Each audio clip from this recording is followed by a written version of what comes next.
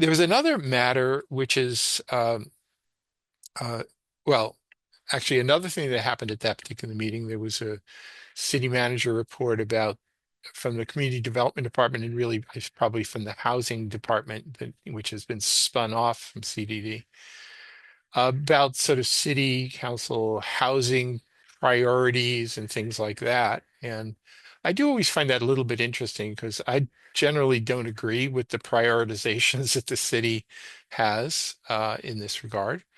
Um, but it always brings up, the sort of the the possibility that the city wants to add on, in addition to inclusionary zoning, just general, the multifamily housing zoning, which is just encouraging density, density, and more density.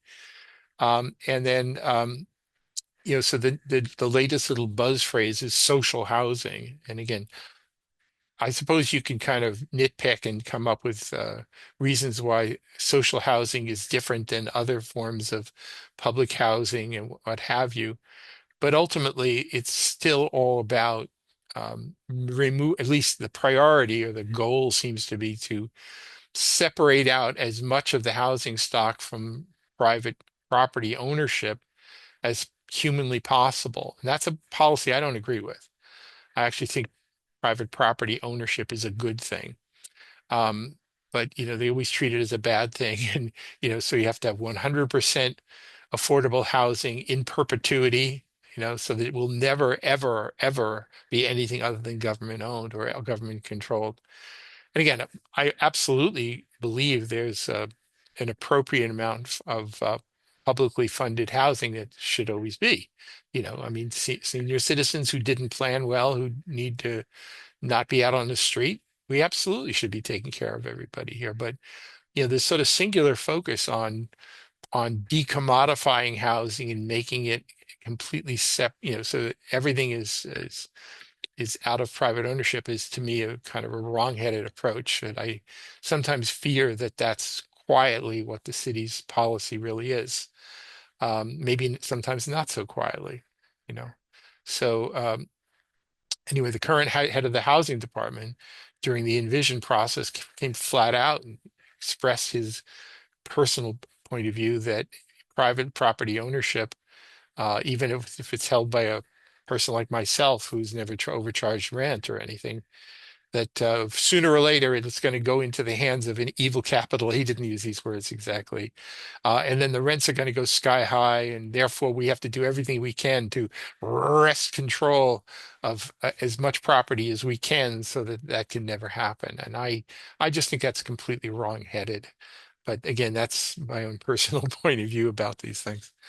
Um, Another thing that came up, actually didn't come up that much. I believe it came up in February, but oh, I should mention that there was another thing at that meeting relating to housing where the city manager had put forward a plan um, to which under the previous charter the manager could just do, which was to consolidate all housing related services under a single agency. I mean, right now, I mean, if you were a city councilor and somebody says, "Oh, I'm desperate, I'm in need of housing," so city councilor like Denise Simmons would say, "Well, you could go talk to the housing authority, you can go talk to the community development department, you can go talk to Justice Start, you can go talk to this, you can do this or that, go to the multi-service center." And all those options still exist. Or you can talk to Maura Penzak, who's the housing liaison, has been working largely out of the city manager's office. So apparently they want to consolidate this into a unified housing I guess the housing department, right, which is under Chris Cotter and is so that really it'd be like a one-stop shopping. And I hope that works out. Apparently the city council at a subsequent meeting did, I think it was actually at this March 9th meeting, did say, gave the thumbs up to the city manager and said, yes, if you want to do that form of reorganization, we're good with that. And so and it doesn't sound like a bad idea. Anyway, that's one thing that did happen at that meeting. But another matter, which I don't know because I actually haven't watched the recording of the March 9th meeting, but it was a holdover from the previous meeting, which was a proposal, or maybe even the meeting before that. It was a proposal from several city councilors to, including Kathy Zusi and Patty Nolan, and I believe Sabrina Wheeler. Could be somebody else in there, I don't remember. Um, to change the fee structure for the resident parking permit parking program, right?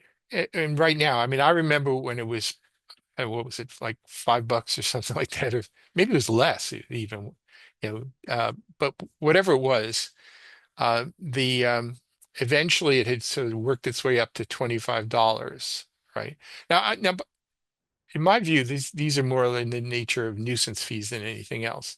$25 isn't going to break me, but $25 per year to get your resident sticker, and then you can park on the street, not just in your neighborhood, but really anywhere in Cambridge, which is fundamentally different than the way they do it in Boston, because there the resident permit is neighborhood by neighborhood.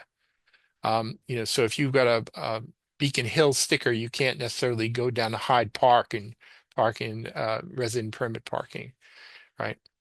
But then again, Boston is a much bigger place than Cambridge, right? So maybe it wouldn't make sense to sort of balkanize Cambridge into little districts anyway. And I think it would be a terrible idea if they would even consider something like that. But anyway, the proposal this time around was to take what is currently a $25 fee and triple it, jack it up to $75, and then then you get the Sabrina Wheelers of this world, and quite honestly also the Patricia Nolans of this world, who will say, well, you're lucky we're only charging you that, than only 75, because don't you know, if you had to go do private parking elsewhere here, it would cost you, hundreds of dollars per month and whatever. And I think this is a complete nonsensical comparison. You know, I mean, uh, Cambridge developed in a particular way. Some parts of it, including locally around where I am, were kind of what you might call streetcar suburbs back a long, long time ago. Once upon a time, there were municipal garages or privately owned garages around here, where if you wanted to park your horse off off the street, or your motor car, off the street. There were options for doing that, but slowly but surely, when they allowed, you know, overnight parking on the street all year round, um, the um, the slowly but surely those various garages, like up at Ellery Street, around the corner from me on West Street, these garages all got turned into condo developments. So those garage facilities went away. They went away because the city had a policy that says park on the street.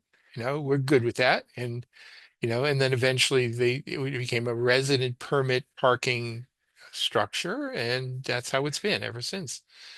You know. So it's kind of an ultimate bait and switch. You sort of say, okay, fine, you can park on the street, decades ago. And meanwhile, we're going to take away all of the parking structures.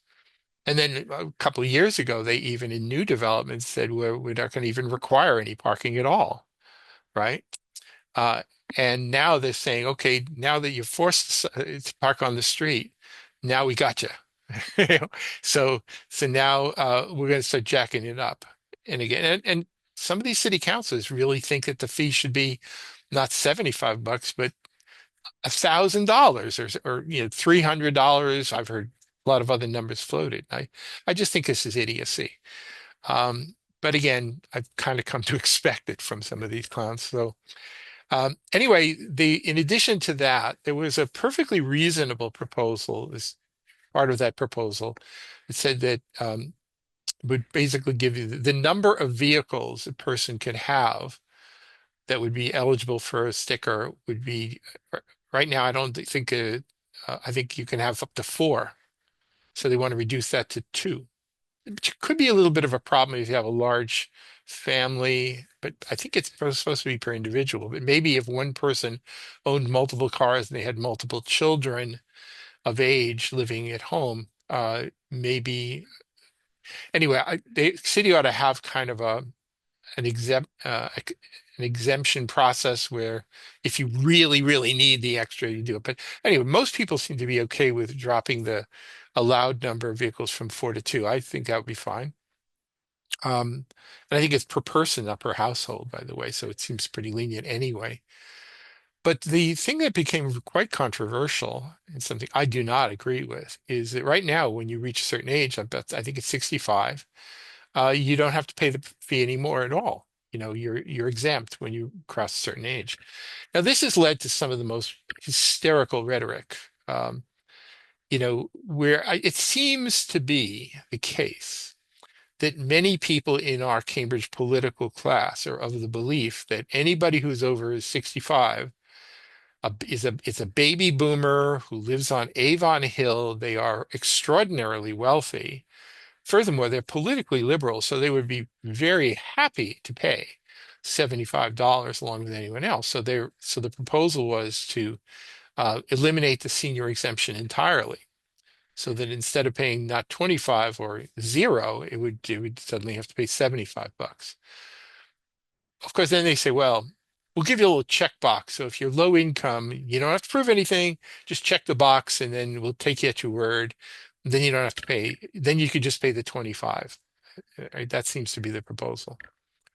Now, all of these changes were apparently being justified by some city councilors based on what I consider to be nonsense math that came out of our Department of you know Congestion, Obstruction, and Aggravation, also known as the Transportation Department, um, that somehow the resident permit parking program itself, in terms of staff, material support, and whatever, somehow costs 3 point something million dollars to operate, and that translates into, by their numbers, somewhere in the vicinity of $75 per person per vehicle.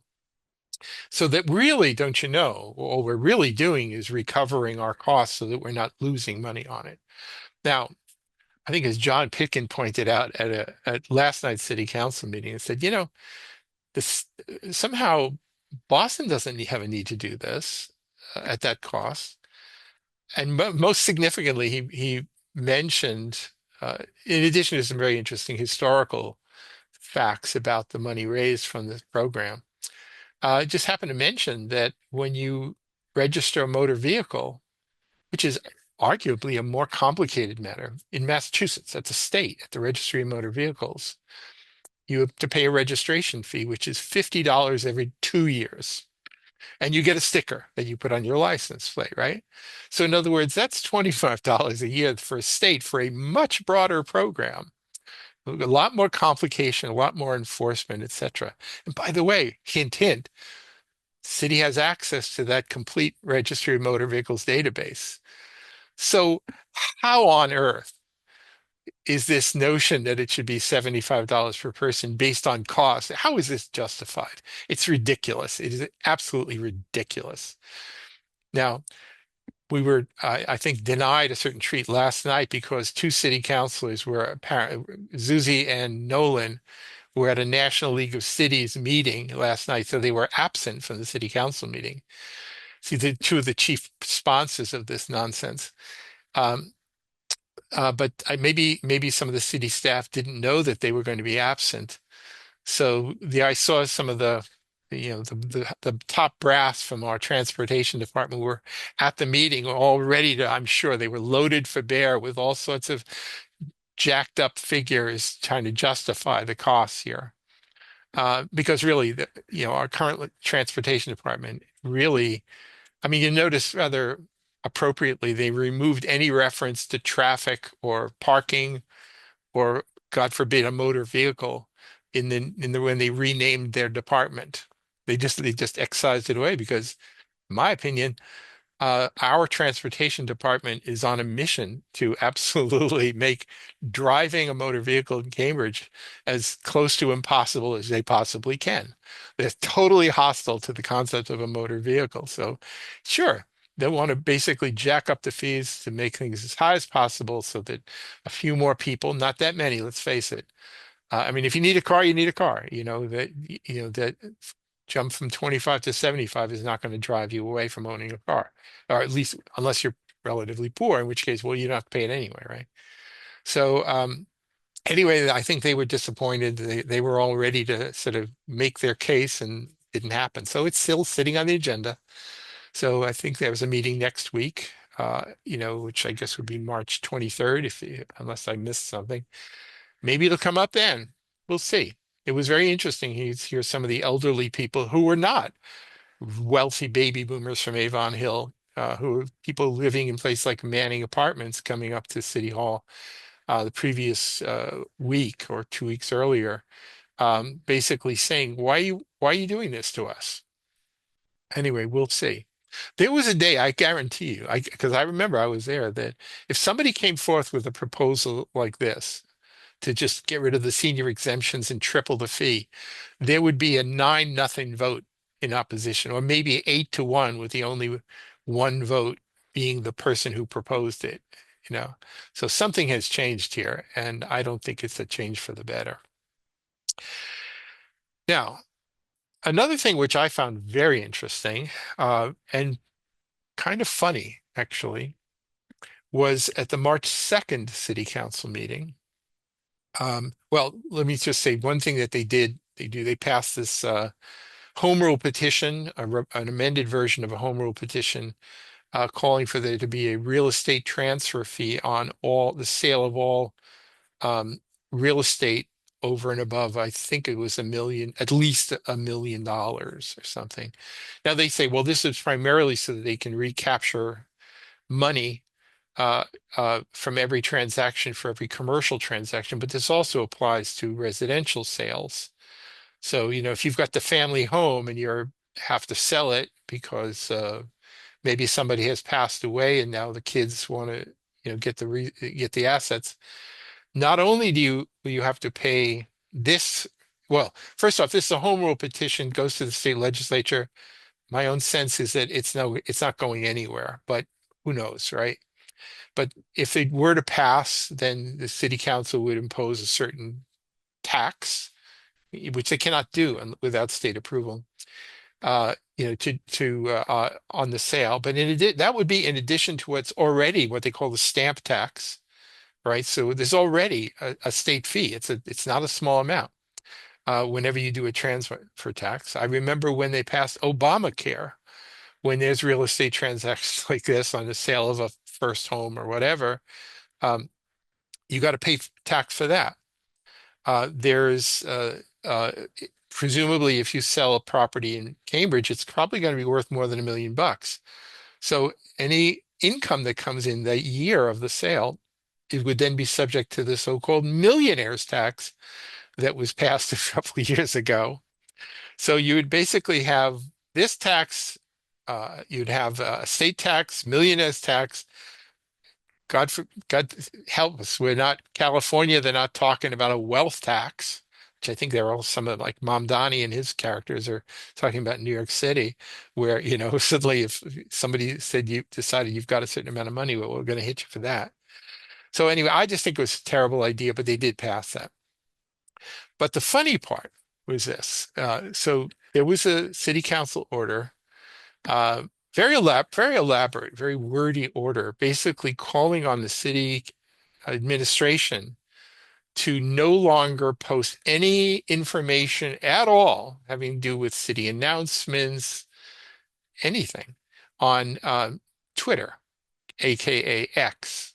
And of course, the city council order lays it all out in detail because it's basically owned by Elon Musk, who they flat out call a white supremacist and everything else here. And and because some city councilors some don't like Elon Musk, which I can understand, and they don't like what some of these social media outlets have become, which I also understand because a lot of it is very polluted, but they're all polluted. That somehow the city should just stop. So anyway, this ended up with maybe some little amendment here or there. ended up passing unanimously. And now the city has been going through this process. I mean, I just think it's ridiculous. The notion that somehow the city should, and they've been doing these announcements now where the city is no longer putting announcements on Twitter, um, um, but they're doing it on Blue Sky. Blue Sky, by the way, has blue in it. Why was that created? That was created because we hate Musk, and blue as in the blue states versus the red states. At least that's my understanding. Hope correct me if I'm wrong here. So, and what happened when Elon Musk took over Twitter is a lot of people said, "I'm out of here. I'm done." And so they moved to other platforms like I think what's called Mastodon, and or they started using Reddit or what have you. And then Blue Sky became sort of this popular one. So I've always looked upon it sort of like if you're a dyed-in-the-wool Democrat, then you go to Blue Sky and you abandon X, right? And yeah, sure, Cambridge is I don't know if it's a majority Democrat or if it's a majority independent, whatever, but it's not too many Republicans here. So now officially Cambridge is moving to Blue Sky, which is sort of weird to me, especially when you look at the fact that they're at the numbers, which said that the police department and the fire department, they had number of followers who were getting announcements, including me, about if there's a fire event happening or if there's some emergency situation, you would find out about it through Twitter or Facebook, right? Well, I mean, during the discussion at the city council meeting, they even talked about getting off Facebook because don't you know, it's another billionaire, an evil billionaire owns Facebook. And I thought, this is absurd. Basically, we're in a situation now where because your personal politics as an elected official should somehow override the general public's desire to get information. You shall only get information from those sources that we approve of because of our personal political persuasion, right? So is blue sky somehow the answer to everybody's prayers? I don't think so. I've occasionally have use of go to Reddit to find out how to, you know, repair something because sometimes you can find some expert there.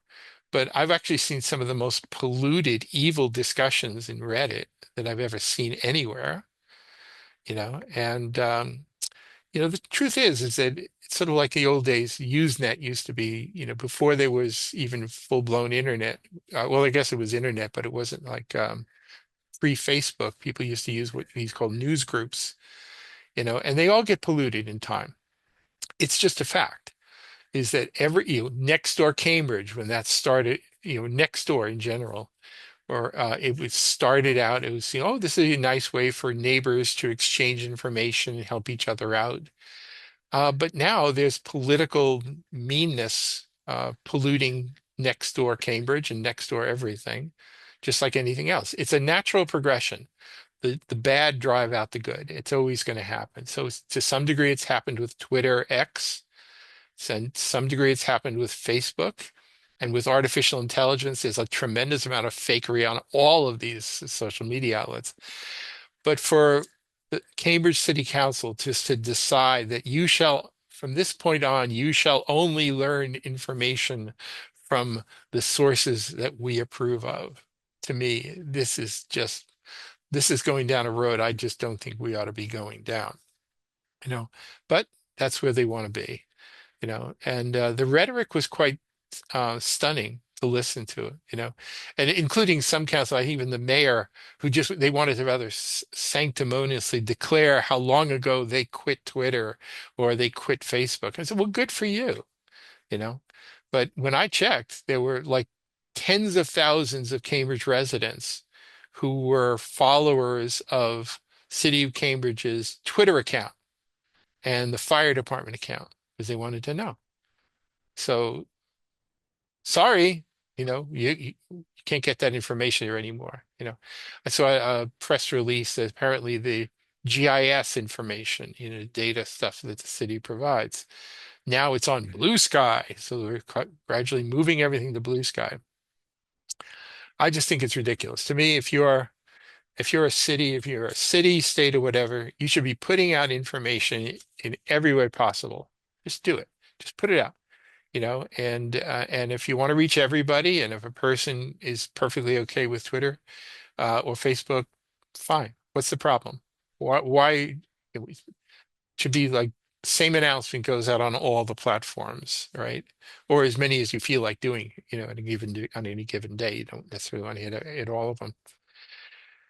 Anyway, I just found that to be more funny than anything else. And the fact that it ended up with 9-0 city council is in support of this, just I have no explanation for this. This was just ridiculous.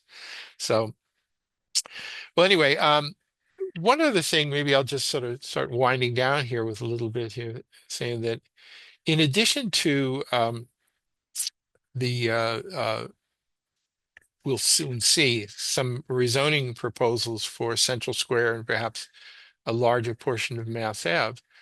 I was very intrigued to see that kind of indirectly noted there was that the Cambridge Redevelopment Authority apparently had undertaken some sort of process where they were going to involve themselves uh, in Central Square, which, by the way, they already did. I think it was 99 Bishop Allen Drive was a place where there were a lot of nonprofits were housed in that building, and then the building was kind of coming undone. So I think the whoever the previous owner was, they were going to basically kick people out so they can fix up the building, and then Cambridge Redevelopment Authority ended up stepping in, taking over the property, and so those entities are they were able to relocate back into the renovated building. So no longer is the Cambridge Redevelopment Authority focusing itself entirely on Kendall Square. It's kind of gone back to before that, those days when Redevelopment Authority involved itself with projects like, they don't like to mention it too much, but the Riverview condominiums, the ones that are being just got finished torn down, that was facilitated by the Redevelopment Authority 50 years ago. But they also did housing development in the Wellington Harrington neighborhood. But certainly for as long as a lot of people remember, it's always been Kendall Square, and more Kendall Square, right? Um, but now, when they revitalized the Redevelopment Authority and Bob Healy appointed 5 fresh new faces to the board, they've been taking a look at other things as well. And so they're looking at Central Square. Now, it was kind of a strange thing to see, though, because I said, well, what do they do? What do they want to do? So they had a bit of a dog and pony show that they did at what they call the Street Theory Collective, which is the old Revolutionary Clinics, which is the old Blockbuster Video, I guess it used to be. Um, and they sort of said, well, we're really interested in this and that, but it was all so vague. You couldn't get any sense about what they really wanted to do. So is it they're going to help do some renovation of some buildings like the dance complex is? Are they trying to play a larger role in terms of the promotion of the arts? I couldn't even tell. And it was interesting that the Central Square Advisory Committee was not even listed as an interested party. So I brought that up to city staff, and so we actually had the Redevelopment Authority come in before us a week ago, and had an opportunity to ask them some questions. Uh, and I welcome them. One of the nice things about having the Redevelopment Authority do things as opposed to doing everything through the city is that they can act much more quickly. So they're actually anticipating having a basic plan like within a month for things they do. So, as opposed to if the city was doing it all, we'd have to wait a year and a half or something like that. So I'm hopeful that the Redevelopment Authority can be a partner with the rest of us who all want to see good things happen in Central Square, which, could use a little love still. A lot of vacancies in Central Square right now. And anyway, we'll see where it's going. Anyway, I think that's probably enough for this edition of Cambridge Inside Out. So anyway, I'll take my leave here right now. So anyway, hope to see you all sometime in the near future here on Cambridge Inside Out.